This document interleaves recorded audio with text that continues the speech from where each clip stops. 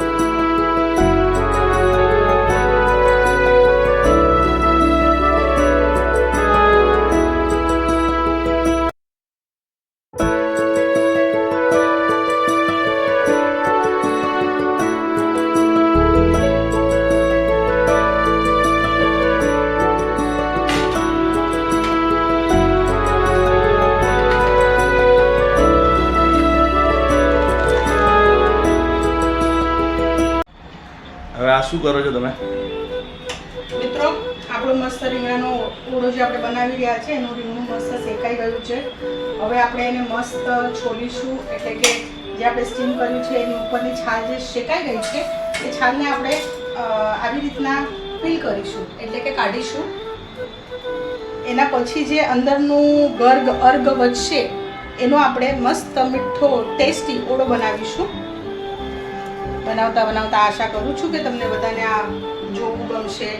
જોયા પછી તમને કદાચ તમને એવું કંઈ લાગે કે ના આ બરાબર નથી તો તમે મને કમેન્ટમાં જણાવજો કે ભાઈ આ આમ નહીં આમ કરવાનું, તો એનાથી હું મારું થોડું હજી અપડેટ થવાનું મને મોકો મળશે તો હું અપડેટ થઈશ. આ જોઈને લોકોને બનાવવાનું મન થાય તો બનાવે બી ખરા ને?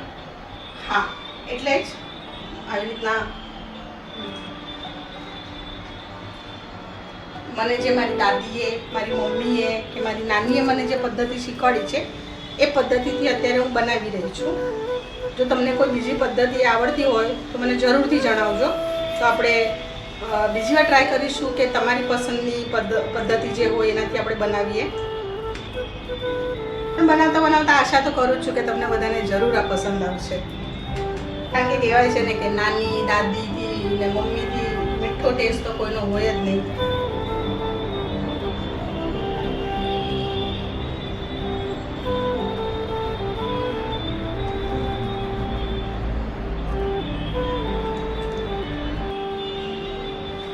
આપણો રીંગણાનો ઓળો જે આપણે બનાવી રહ્યા છીએ એનું રીંગણું મસ્ત પીસ થઈ ગયું છે. હવે આપણે જે રીંગણાનું અર્ગ છે જે પલ્પ છે એને મસ્ત આપણે આવી રીતના છૂંદીશું.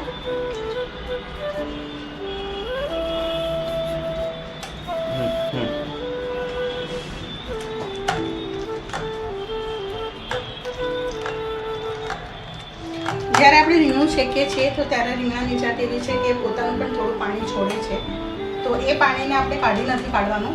આપણે જ્યારે ઓળો બનાવીએ ત્યારે એમાં જ એ પાણી યુઝ કરીશું કે જેના લીધે આપણા રીંગણાનો ઓળાનો ટેસ્ટ હજી સારો થઈ જાય. જો તમે ઉપરથી બીજું પાણી ઉમેરશો તો રીંગણો સારો તો થશે પણ જે ઓરિજિનલ રીંગણાના પાણીનો ટેસ્ટ છે એટલો સારો નહીં આવે. તો જો થઈ શકે તો એ પાણી તમે રીંગણાના ઓળામાં જ વાપરી લો. અમારા ઘરે અમે આવી રીતના એ જ પાણીમાં આખું રીંગણું સૂંધી લઈએ છીએ, જેનાથી અલગ એ પાણી કાઢવું ન પડે અને એ જ પાણી આપણા રીંગણાના ઓળામાં વપરાઈ જાય.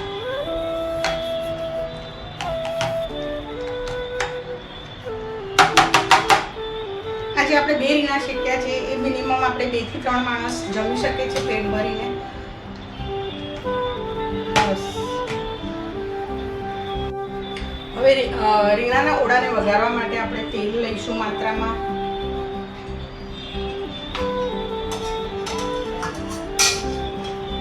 તેલ લીધા પછી આપણે એને ગરમ કરીશું, એને વઘારીશું.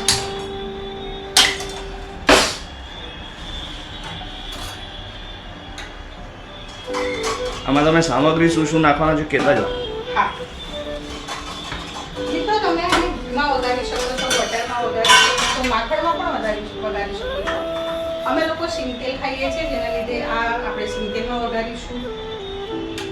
આજે મેં 2 રીંગણા લીધેલા, એમાંથી 2 ટાઈપના ઓળા બનાવી રહી છું. એક કાંદા લસણવાળો અને એક કાંદા લસણ વગરનો, એટલે કે જૈન સ્વામિનારાયણ.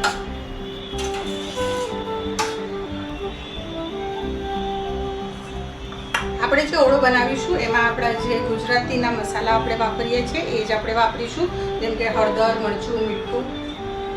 આજે હું બનાવી રહી છું એમાં આપણે યોગ્ય રીતે બધા લસણ વાપરતા હોય છે. હું આમાં લસણની પેસ્ટ વાપરીશ.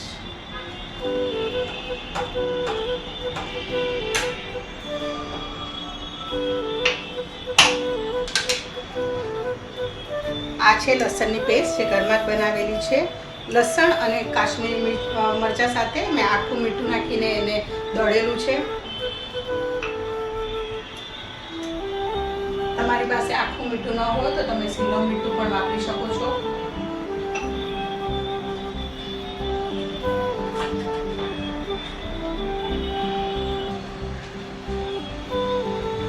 આપણું તેલ ગરમ થઈ ગયું છે. આપણે એમાં થોડીક રાઈ નાખી છે. હવે આપણે એમાં થોડીક હિંગ નાખીશું. હિંગ નાખ્યા પછી આપણે આ લસણની પેસ્ટ નાખીશું. તમે લસણની પેસ્ટની જગ્યાએ તમારું લસણ વાપરી શકો છો.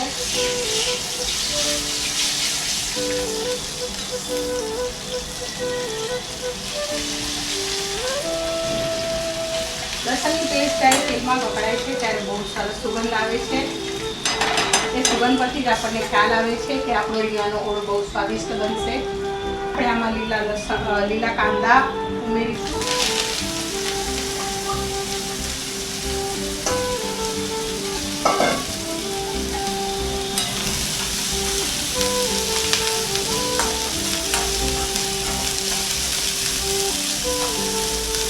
તમે જોઈ શકો છો પેસ્ટના લીધે આપણા કાંદાનો કલર પણ બહુ સરસ ખીલી ગયો છે.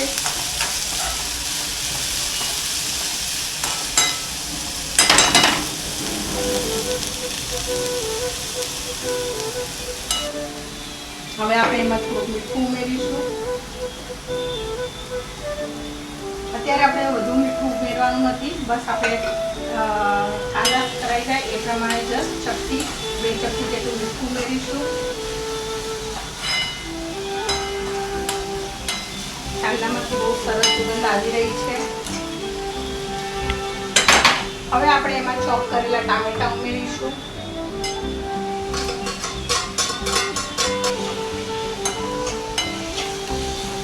તમે જોઈ રહ્યા છો બહુ સરસ કલર આવી ગયો છે. આપણા ગુજરાતીમાં કહેવાય છે કે આંખને ભાવે ને કલર જેવો સારો હોય તો મને ખાવાનું મન થાય. તો તમે જોઈ શકો છો કે આપણા ઓળાનો કલર બહુ સુંદર આવી રહ્યો છે. બસ આપણે હવે એને મસ્ત રીતે ઢાંકીશું અને 2 થી 3 મિનિટ ટામેટા નરમ પડે એટલે કે સતળાય ત્યાં સુધી આપણે એને ઢાંકી રાખીશું.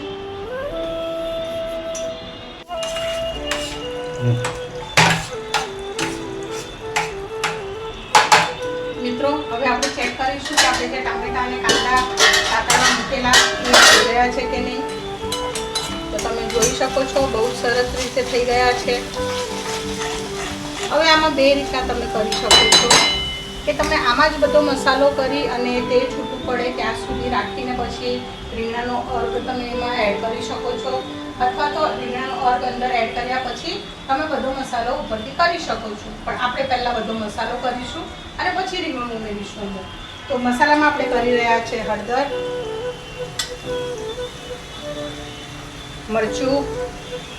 મરચું તમે તમારા સ્વાદ અનુસાર એડ કરી શકો છો, ધાણા જીરું,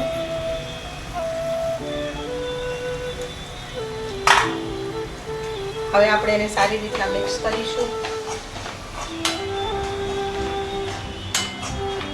મિક્સ કરતાની સાથે તમે જોઈ શકો છો કે આપણે જે ઓળાનો મસાલો કર્યો છે એનો કલર બહુ સુંદર આવી રહ્યો છે. આ જ સમયે તમે જે પણ મસાલા ખાતા હો, ગરમ મસાલા કે ઘરનો મસાલો જે કિચન કિંગ, એ તમે આમાં થોડો એવો એડ કરી શકો છો. મેં કિચન કિંગ મસાલો યુઝ કર્યો છે આમાં.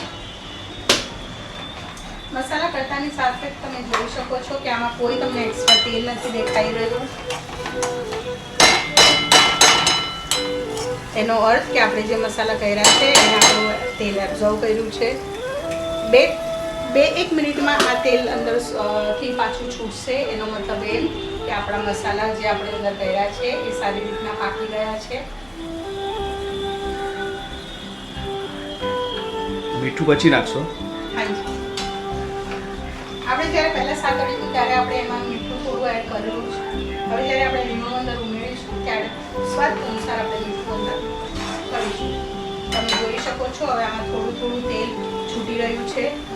એનો મતલબ કે આપણા મસાલા સારી રીતના પાકી ગયા છે. હવે આપણે આ જ સમયે અંદર રીંગણું ઉમેરીશું. આ રીંગણાનો ઓળો બનાવો ત્યારે એમાં ટામેટા પણ આવી રીતે રીંગણાની જેમ શેકીને નાખી શકો છો. હવે આપણે રીંગણું અંદર ઉમેરીશું. હવે આપણે એને બહુ સારી રીતે મિક્સ કરીશું.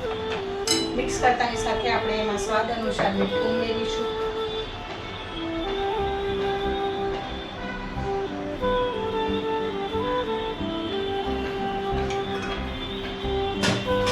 મીઠું ઉમેરીશું. એની સાથે જો તમે તીખું ખાતા હો તો આવી રીતના ઝીણા સુધારેલા મરચાં પણ અંદર ઉમેરી શકો છો.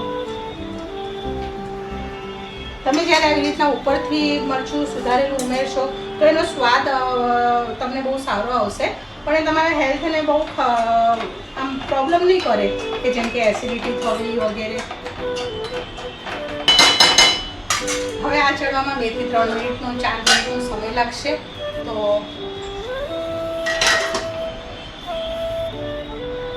મિત્રો હવે આપણે જોઈ લઈશું કે આપણે બનાવેલો તૈયાર થઈ ગયો છે કે નહીં. અરે વાહ, તમે જોઈ શકો છો આપણે જે ઓળો બનાવ્યો છે એ એકદમ સ્વાદિષ્ટ અને કલરફુલ થઈ ગયો છે.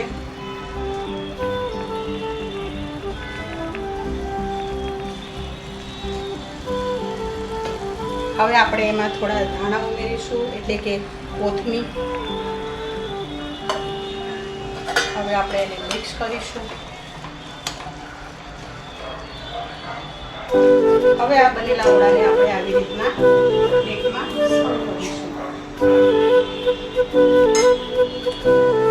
હવે આ તમે પ્લેનથી આરોગી શકો છો. આની સાથે તમે છાશ, ઘી, ગોળ લઈ શકો છો, જેનાથી તમને સ્વાદ બહુ સારો આવશે.